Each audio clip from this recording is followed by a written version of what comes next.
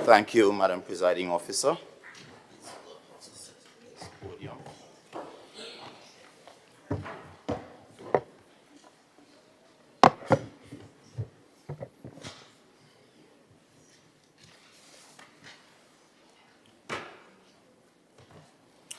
Madam Presiding Officer, as I begin, I would like to beg your approval on the standing order for the 2-6 for me to read the majority of the contents of my speech. Madam Presiding Officer, contrary to those on the other side. So granted. Thank you so much. Contrary to those on the other side, after having 20 opportunities to speak to the people of Tobago on this most important topic of autonomy, they have failed in their mandate to treat with the autonomy issue in this House. And therefore, it takes a responsible minority with a passion for Tobago for us to once and for all treat with this matter inside of this House where it should be treated. So after 2-3 years, not 1 ounce of action. You have the Chief Secretary disrespecting the House, sending all kinds of things down to Parliament. Who approved that? Yet, not 1 inkling of word in this House on the matter of autonomy. And that reminds me, Madam Presiding Officer, today we stand at a crossroads, a moment that mirrors the journeys many of us take in life. I'm reminded of a story of 2 travelers, both embarking on a long and difficult path. One traveler, consumed by the pursuit of perfection, refused to move until the conditions were flawless. He wanted the clearest skies, the smoothest road, and every obstacle removed. And so, this traveler, he stood waiting, watching, while his journey remained stagnant. The other traveler, though aware the road ahead, bit winding and imperfect, took each step as it came. He understood that progress often comes in increments, not all at once. It's seldomly achieved in one flight. But this traveler, he advanced step by step closer to his destination, while the first traveler remained where he began. Today, Madam Presiding Officer, we in Tobago face a similar choice. We can either gamble, waiting for perfection that may never come, or we can choose to secure real progress for Tobago by, in the first instance, supporting the Constitution Amendment Tobago Self-Government Bill and the Tobago Island Government Bill.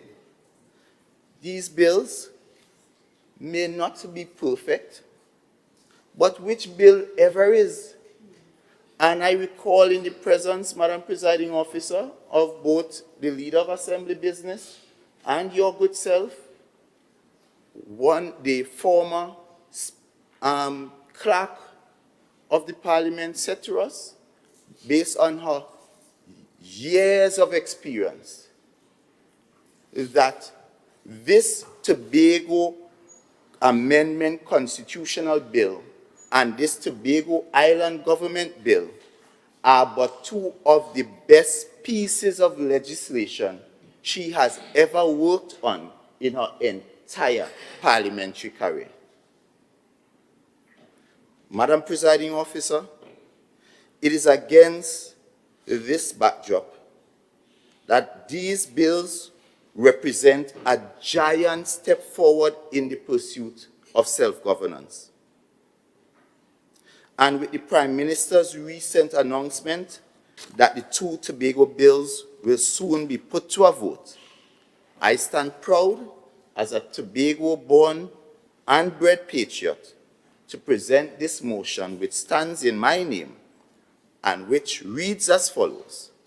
Whereas the Tobago House of Assembly is constitutionally mandated to govern and manage the affairs of Tobago in accordance with Act 40 of 1996, and whereas Act 40 of 1996 provided enhanced authority to the Tobago House of Assembly, its provisions have not yet delivered the full level of autonomy sought by Tobagonians.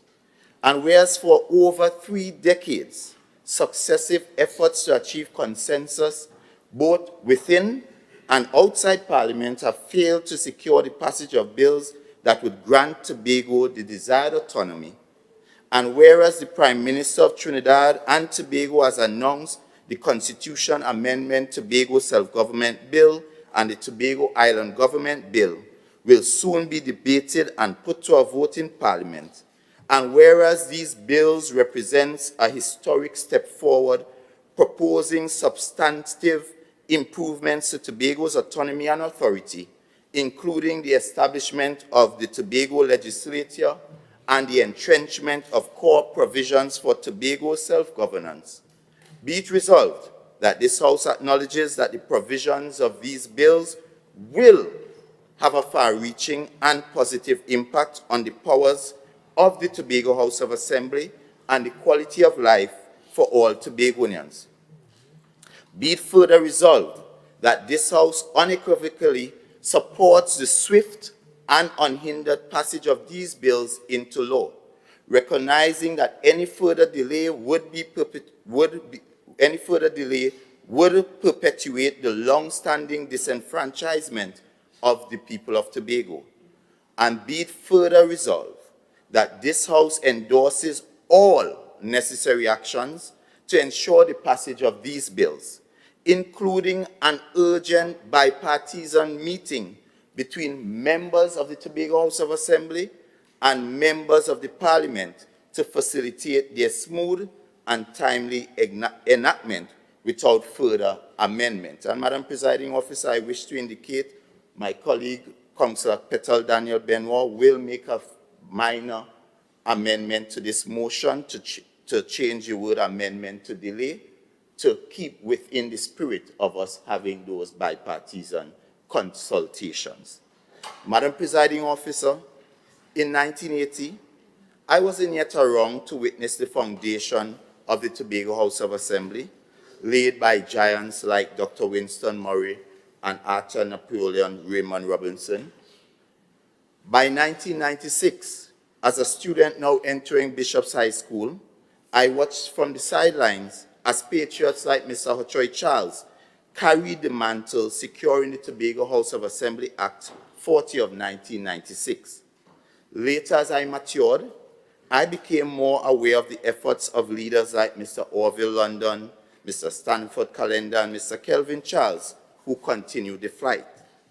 Now, standing here today, I recognize that we have the unique privilege to do more than simply observe. We can, in fact, act. We can shape the successful passage of these bills and move Tobago closer to true self-government. Madam Presiding Officer, I therefore urge my colleagues not to remain stagnant as that traveler, waiting for perfection. Let us divorce ourselves from our political colors. Let us put on our Tobago hats, unite today, move forward, and signal to the Parliament that Tobago is ready to secure its progress together. Madam Presiding Officer, as the saying goes, those who fail to recognize history are doomed to repeat it. Understanding our past is crucial. This unity, and I want to repeat this, Madam Presiding Officer, this unity only leads to derailed progress, while unity gives us the best chance at success. Madam Presiding Officer, I beseech us all to reflect on the journey that has brought us to the Tobago Constitution Amendment Bill and the Tobago Island Government Bill. Madam Presiding Officer, the Tobago House of Assembly currently operates under Act 40 of 1996, which, while beneficial, is inadequate for Tobago's self-governance. That is a fact. Madam Presiding Officer, since then, there has been a growing consensus among all Tobagonians about the need for reform. And that goes across party lines. In 2007, I think it was then Minority Leader, Mr. Ashworth Jack, who brought forth a motion emphasizing the urgency of addressing Tobago's autonomy. And a responsible PNM administration accepted that the motion had credence and credibility, and therefore, at that pivotal moment, the People's National Movement, you see the picture, working together, stepped forward, prioritized Tobago's aspirations, and committed to a process for autonomy. That is the history. From 2007 to 2013, a collaborative process, and I want for the listening Tobagonians to understand where we would have been successful and where we would have failed. So every time there was collaboration, we were able to make incremental steps towards the final destination. And every time there's disunity and division, we make steps back, we reverse, or remain stagnant. So this collaborative process emerged where major political parties and Tobagonians worked together to draft, and I think at that time was the John Prince Committee bills in the furtherance of self-government for Tobago, highlighting the importance of unity in voicing our needs. Madam Presiding Officer, I want the people of Tobago to follow. However, in that very year of 2013, there was an election, and a setback occurred when the same Mr. Jack, who brought the motion in 2007, decided for his own selfish political ambitions to break away from the THA process that all the political parties were united in moving forward. And he established a process with his People's Partnership friends, the UNC, in Trinidad. And they literally hijacked the established process and undermined the Tobago House of Assembly approved bills. So bills that were approved right here in this house were ignored by the Kamala Persad-Bissau regime.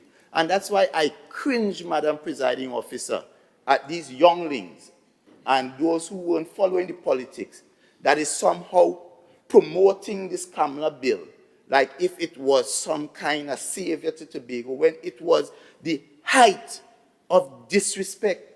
Because here it was that the Tobago House of Assembly initiated a process among Tobagonians right here in Tobago, and they abandoned, ignored that process, and attempted just weeks before an election to shove a process down the throats of Tobagonians. That is what is shoving. And then you try to put forward this thing that they were giving 8%. And again, I said they weren't following the politics of Tobago. Because if they read that bill, they would recognize that that 8% was the cap. But they didn't tell you what was the floor. So that was the ceiling. But it was 6.9%.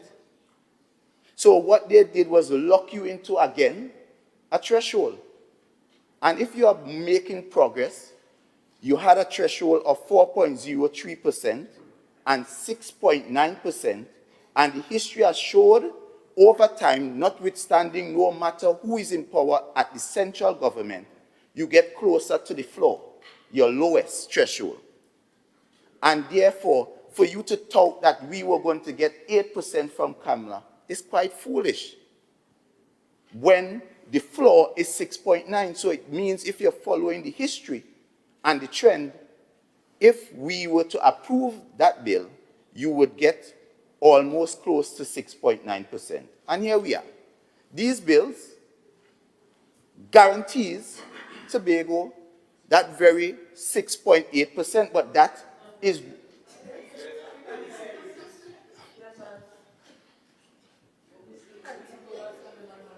Thank you. Guarantees Tobago that 6.8%, but you know what, Madam Presiding Officer? It does not put a cap on how high or how far or how much Tobago could get. So on any given day, Tobago could get 20% because there's nothing. Oh, let's sit down and learn something now. We're hard head.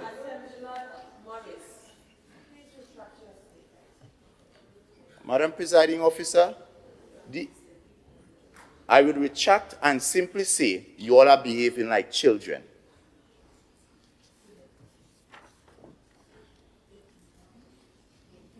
So, Madam Presiding Officer, and the daddy over here, and I'm sure he's disappointed of his children and their behavior. Madam Presiding Officer, notwithstanding the setback, Tobagonians expressed a strong desire for autonomy, promoting renewed commitment from the PNM and well-meaning Tobagonians.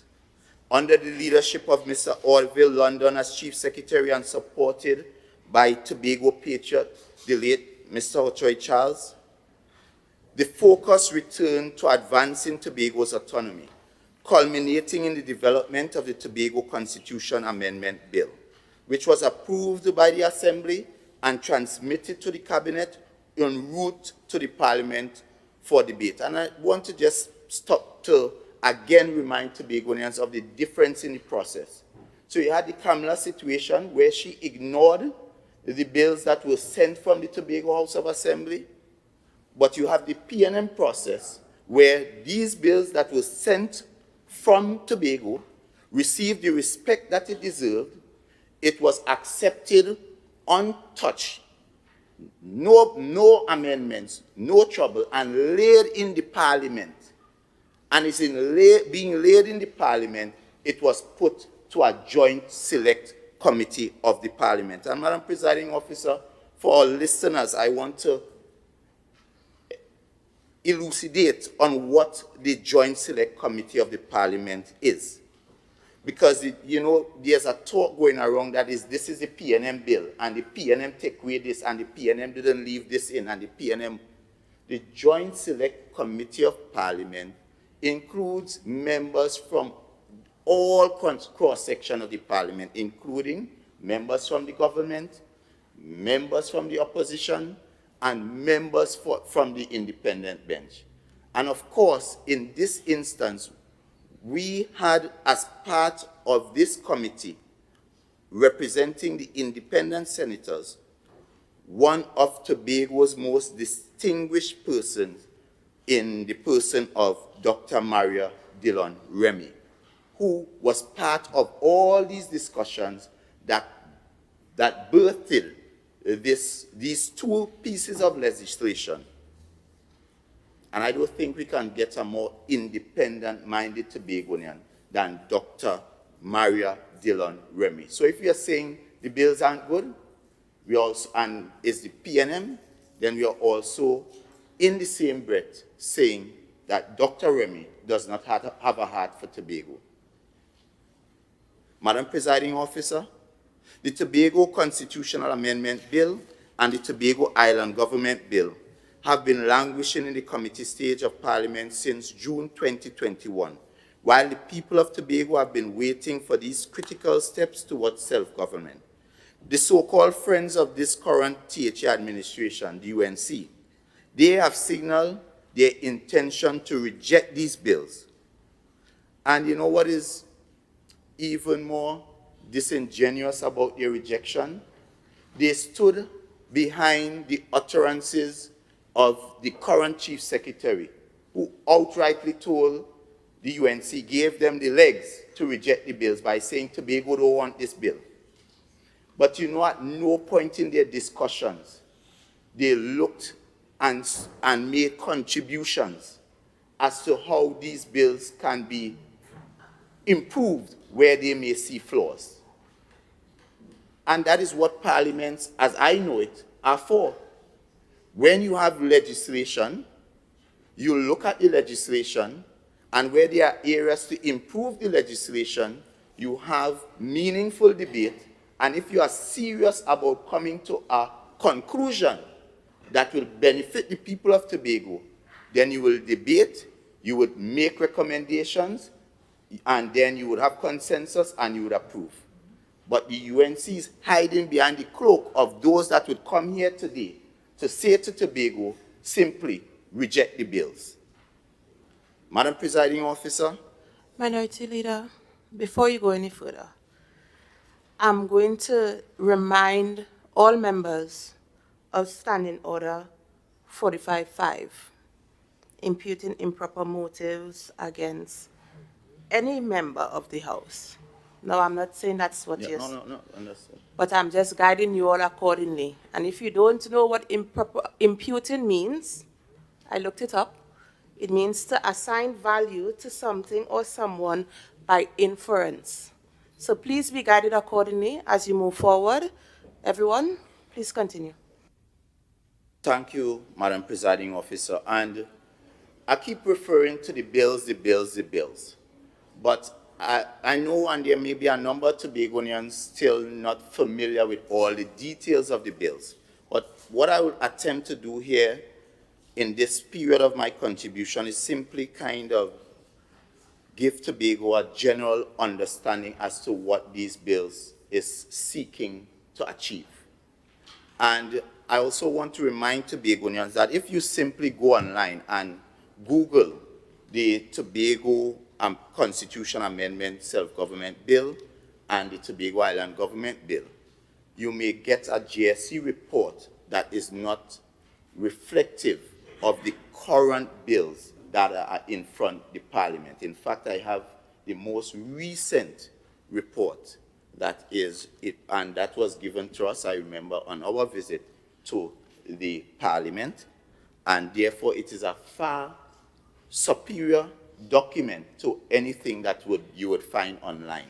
So I'd encourage persons, if you could get to the Parliament, that is where, or contact your representatives, that is where they may be able to share with you the content of this final bill. Madam Presiding Officer, the Constitution Amendment Tobago Self-Government Bill and the Tobago Island Government Bill, for the average Tobagonian trying to understand what these bills are really about, I want you to think of these bills as a house.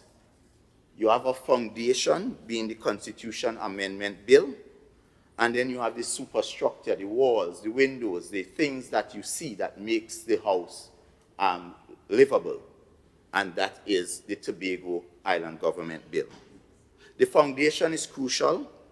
It supports everything above it, just as the Constitution Amendment Bill supports and entrenches all the powers that the Tobago Island Government will have. First, let's look at the Constitution Amendment, Tobago Self-Government Bill. This bill aims to grant Tobago self-government by creating the Tobago Island Government. So no longer you will have the Tobago House of Assembly. It establishes two key bodies, the House of Assembly, which will make laws, and the Tobago Executive Council, which will handle the island's executive administration and management.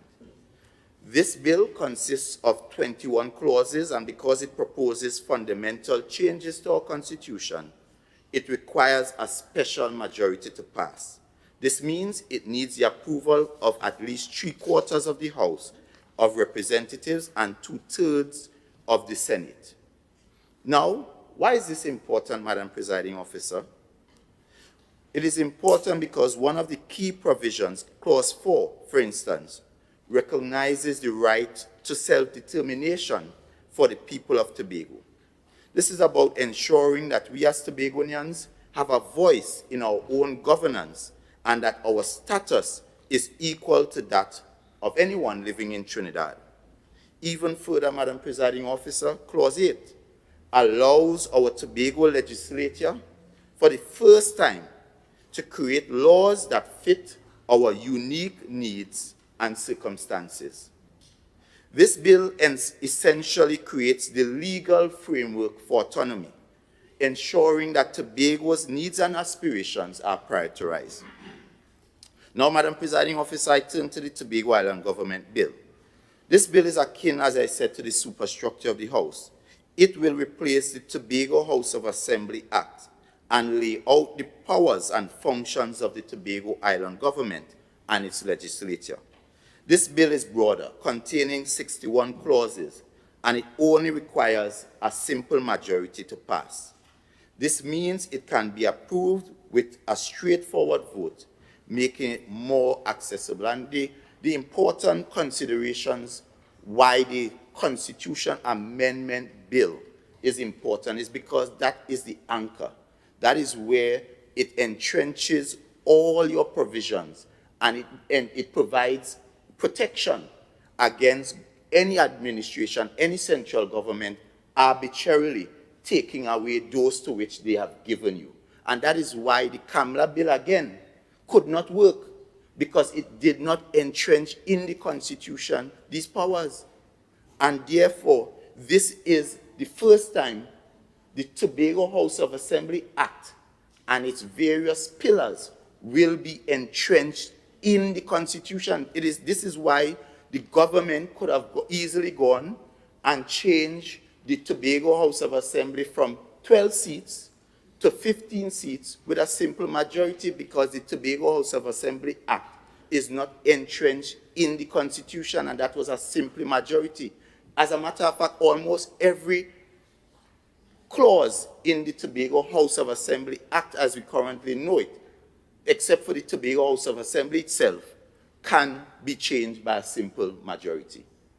And therefore, it is important.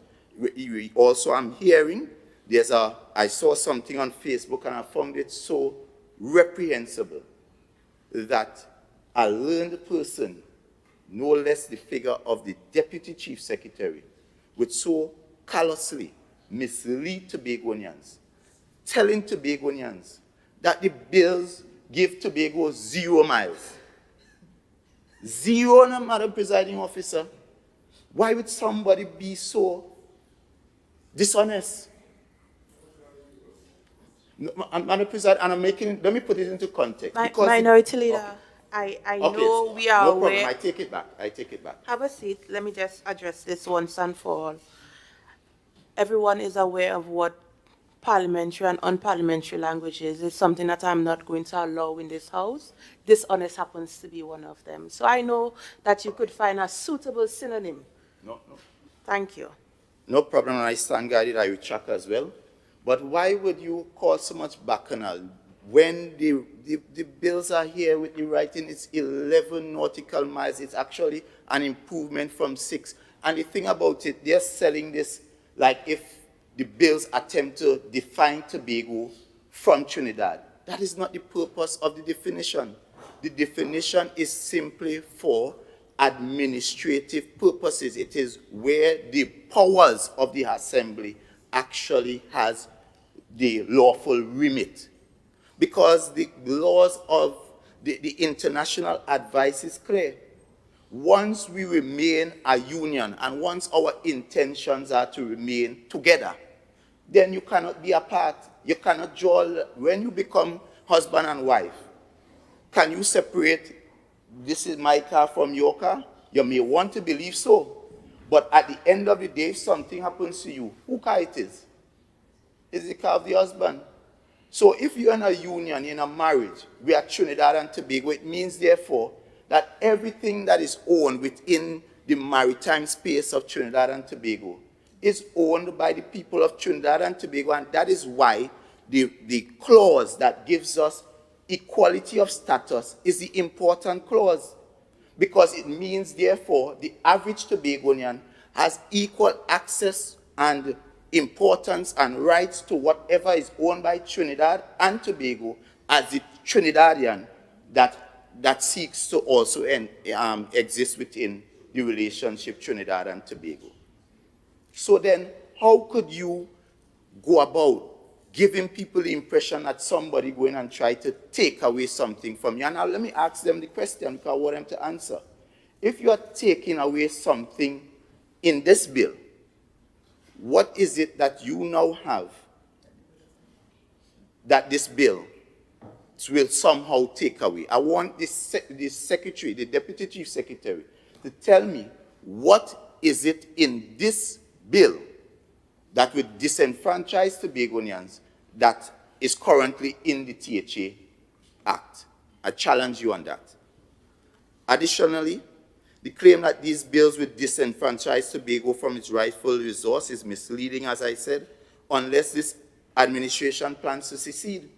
Because it's only through separation you can then define, because when people leaving a marriage, then you start to share up things, eh?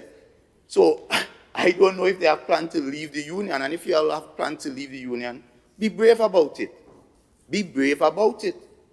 And let Tobagonians decide if they want to leave with you. But you cannot be fighting two different fights all at the same time. You cannot be fish and fowl.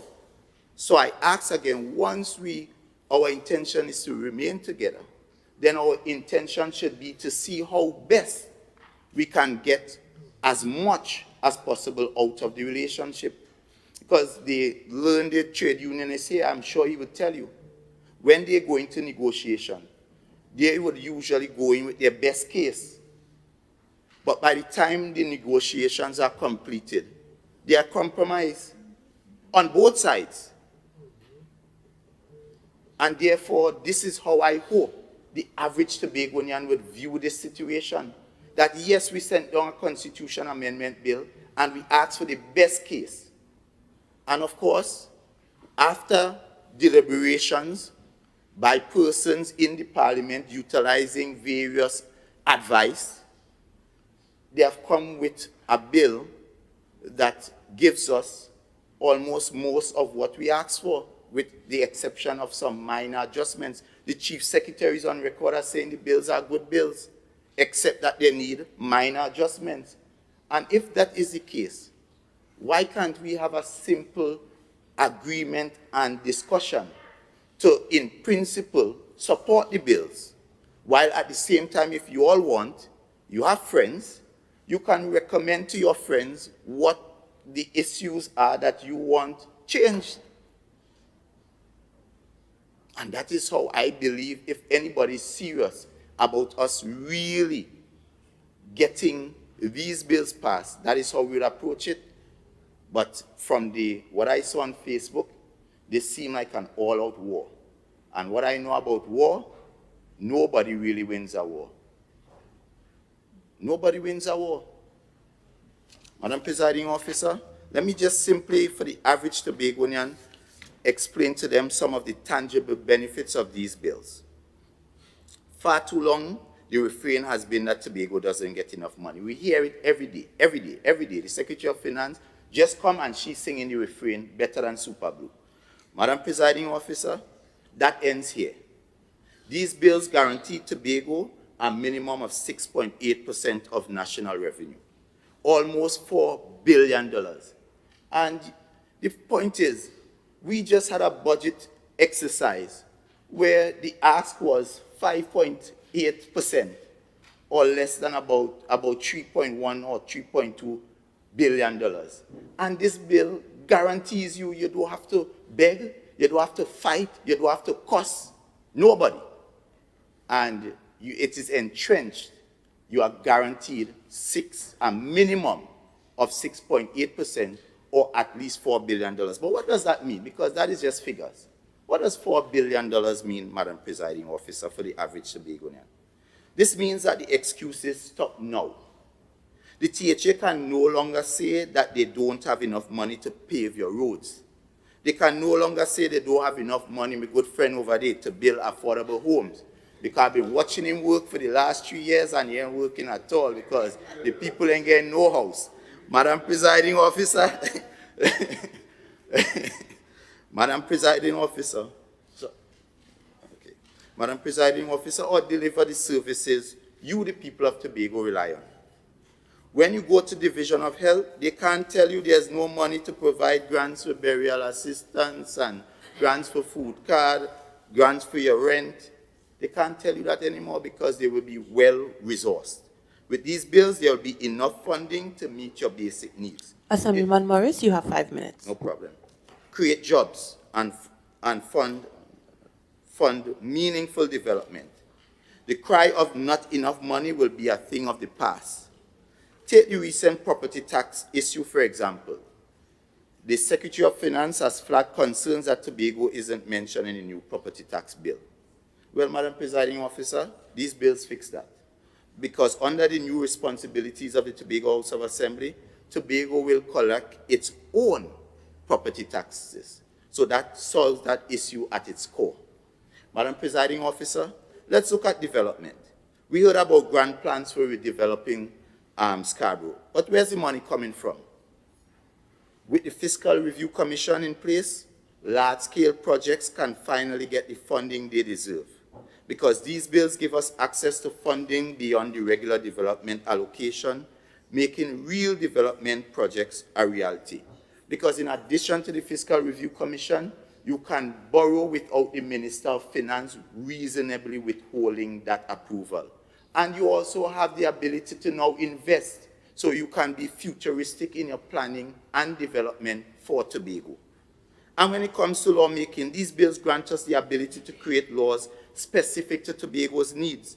No more waiting on Parliament to pass bylaws for issues like marine parks or tourism regulations. We will have the power to create laws that directly benefit our island right here in Tobago and have them signed off by the President, so we no longer have to go through Cabinet, go through Parliament, then go to the President. We have direct access. It's like how the Son has direct access to the Father. We would have direct access to the President. Madam Presiding Officer, these provisions translate into real everyday benefits for everyone, from the business owners to the farmers, from the young graduates to the elderly. This is Tobago finally getting what it needs to thrive. Madam Presiding Officer, let me make this clear. If this administration continues to reject these bills, they are in fact rejecting every one of you. They are turning their backs on the future of Tobago and blocking the very funding, the powers and opportunities that will transform our island. If they truly care about Tobago's best interests, they would support these bills. But if they choose to stand in the way, let it be known, they are abandoning the people of Tobago. They are choosing party over progress. Madam Presiding Officer, the future of Tobago is right in front of us. These bills are key to unlocking that future. Let's not allow anyone to gamble with that. Madam Presiding Officer, the question is, would we support to allow Tobago to win, or would we reject so that Tobago will lose? Madam Presiding Officer, we are faced with this critical choice, a choice that will determine our future. It's a choice between supporting the bills which offer substantial benefits for our island, or rejecting them, which would only serve to continue our disenfranchisement. So I ask you, would you prefer, and I want to speak to the people of Tobago, because it's a critical comparison between what we currently have that exists and what is proposed for us to get. Would you prefer to continue with a minimum allocation of 4.03% and 4.4%, which approximates to about 2.3 billion, which can be arbitrarily changed by the central government? Or would you prefer a guaranteed budgetary allocation of 6.8% or $4 billion that no central government can alter arbitrarily? Would you prefer to operate under the current THA Act, which is not entrenched in the Constitution? Or would you rather have a properly amended Constitution that guarantees the Tobago Island Government Bill and all its provisions are entrenched? Would you prefer a THA with no lawmaking powers as currently exists? Or would you prefer a THA with lawmaking powers that is firmly entrenched in the Constitution, allowing us to create laws that govern our business? Would you prefer a THA with no Fiscal Review Commission and limited options for additional funding? Or a THA with a review commission that increases our borrowing capabilities and investment potential? Would you prefer THA with limited control over public services, or would you prefer THA with full control over its public services? Assemblyman Morris, your time has expired.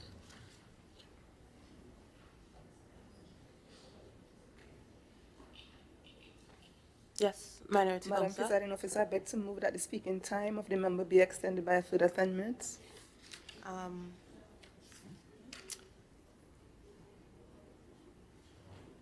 According to the standing orders, the mover of the motion isn't provided additional speaking time unless it's from the assembly whole. So his speaking time has elapsed. Right. Do you so move your motion? I so move. Do we have a seconder?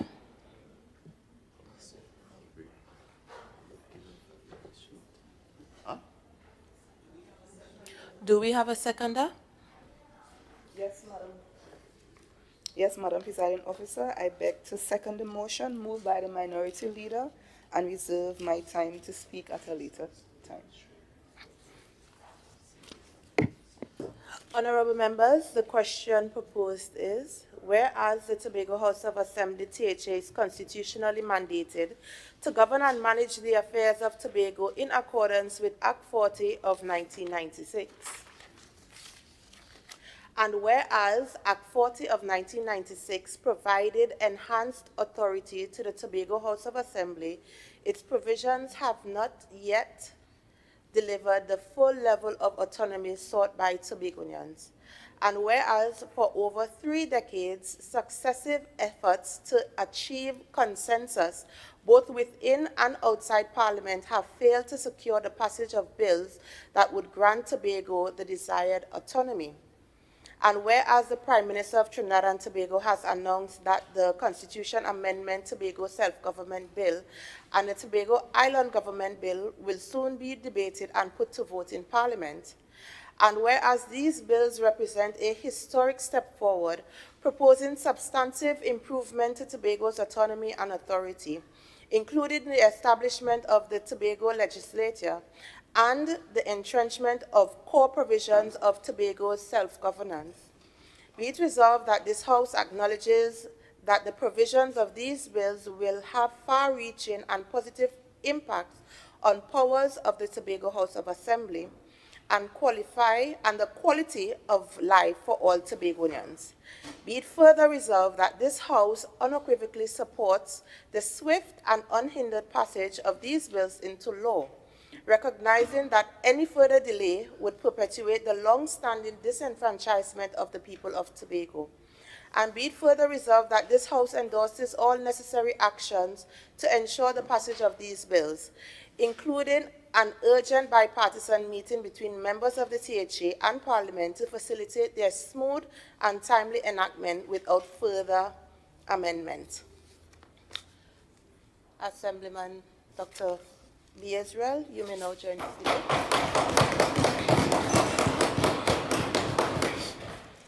Thank you, Madam Presiding Officer.